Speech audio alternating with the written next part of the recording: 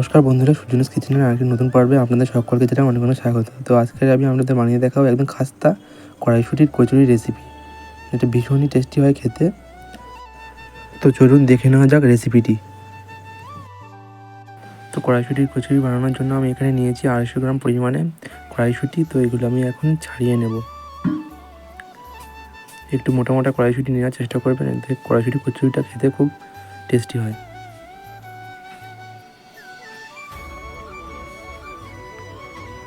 তো এখানে আমার সব কড়াইশুঁটি ছাড়ানো হয়ে গেছে, আর এখানে আমার প্রায় 1 বাটি পরিমাণে কড়াইশুঁটি হয়েছে। এবার একটা মিক্সার গ্রাইন্ডারের মধ্যে দিয়ে দেবো ছাড়িয়ে রাখা কড়াইশুঁটি।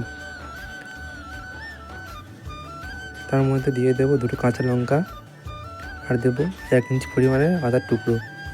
এবার এটাকে একটা পেস্ট বানিয়ে নেব। খুব মিহি করলে চলবে না, একটু মোটা করে পেস্টটা বানিয়ে নিতে হবে। তো আমার এখানে পেস্টটা বানানো হয়ে গেছে, দেখতে পাচ্ছেন। এরকমই করে বানিয়ে নিতে হবে। এবার একটা কড়াইয়ের মধ্যে দিয়ে দেবো 1 টেবিল চামচ সাদা তেল, আর দেবো 1/4 চা চামচ পরিমাণে হিং, আর দেবো 1/2 চা চামচ পরিমাণে কালো জিরে দিয়ে হালকা করে একটু ভেজে নেব। তারপরে এর মধ্যে দিয়ে দেবো যে কড়াইশুঁটির পেস্টটা বানিয়ে নিয়েছিলাম সেটা। তো এটাও দিয়ে ভালোভাবে একটু নাড়াচাড়া করে নেব। নাড়াচাড়া বন্ধ করা যাবে না, তাহলে কিন্তু তলায় লেগে যাবে। এবার এর মধ্যে দিয়ে দেবো 1/4 চা চামচ লবণ, 1/2 চা চামচ চিনি, আর দেবো 1/2 চা চামচ গরম মশলা গুঁড়ো, আর 1/2 চা চামচ ভাজা মশলা। সব কিছু মশলা দিয়ে ভালোভাবে একটু মিশিয়ে নেব।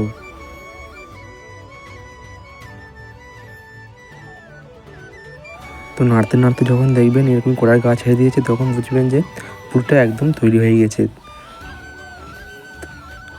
তো আমার পুরটা তৈরি হয়ে গেছে, এবার লাভিয়ে ঠান্ডা করে নেব।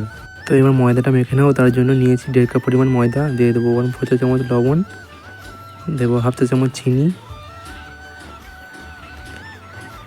দেবো সামান্য একটু জোয়ান।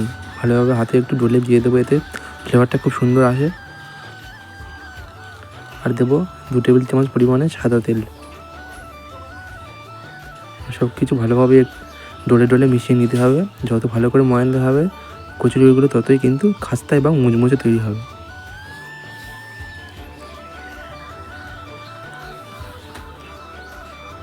কী করে বুঝবেন যে ময়ানটা পারফেক্ট হয়েছে? তার জন্য এরকমই মুঠো ভেঙে দেখবেন, যখন এরকম মুঠো হয়ে যাচ্ছে, আবার প্রেস করলে এরকমই ঝুরঝুরে হয়ে ভেঙে যাচ্ছে, তখন বুঝবেন যে ময়ানটা পারফেক্ট হয়েছে। তো এরপর অল্প অল্প করে জল দিয়ে একটা ডো বানিয়ে নেব। ডোটা খুব বেশি নরম করা যাবে না, একটু শক্ত করেই মাখতে হবে।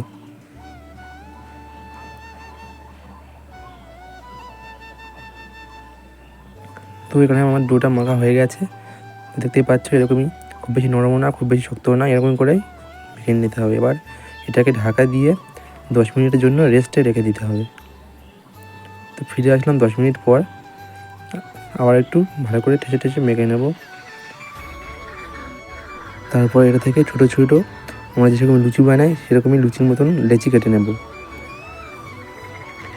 খুব বেশি বড়ো করা যাবে না, এরকমই মিডিয়াম লেচি কেটে নিতে হবে।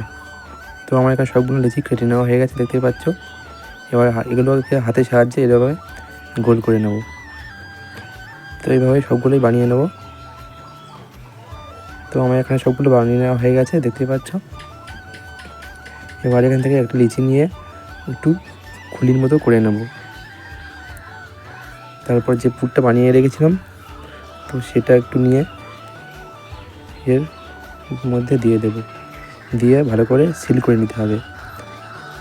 ভালো করে যদি সিল না করা হয়, তাহলে কিন্তু ভাজার সময় সব পুর বেরিয়ে যাবে এবং তেলটাও নষ্ট হয়ে যাবে।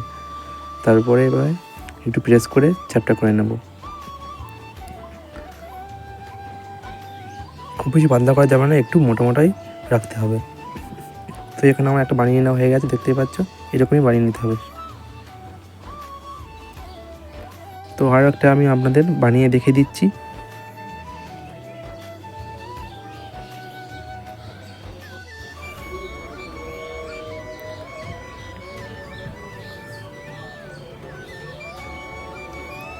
তো এখানে আমার সবগুলো কচুরি তৈরি করা হয়ে গেছে। এবার এগুলোকে আমি তেলে ভেজে নেব।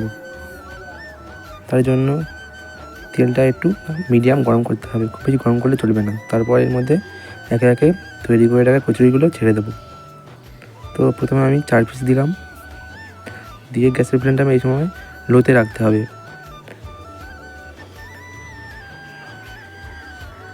দেখতে পাচ্ছ প্রায় 3-4 মিনিট পর কচুরিগুলো অনেকটা ফুলে গেছে। এবার এটাকে হালকা করে উল্টে দেবো।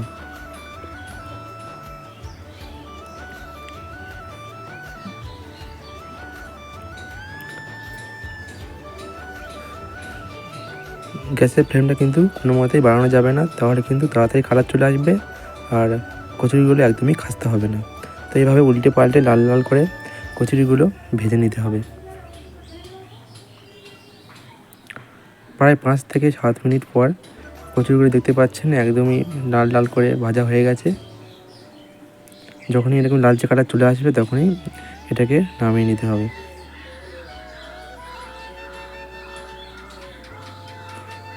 তো এইভাবে সবগুলো কচুরি আমি ভেজে নেব লো ফ্লেমে।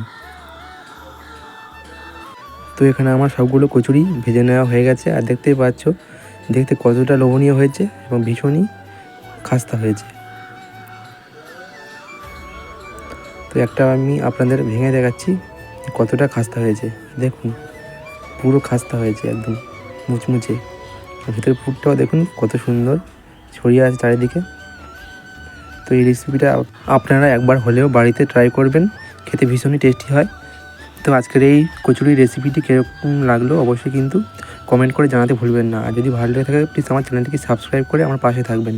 তো আজকের মতো এই পর্যন্ত, আবার দেখা হবে নতুন কোনো রেসিপিতে।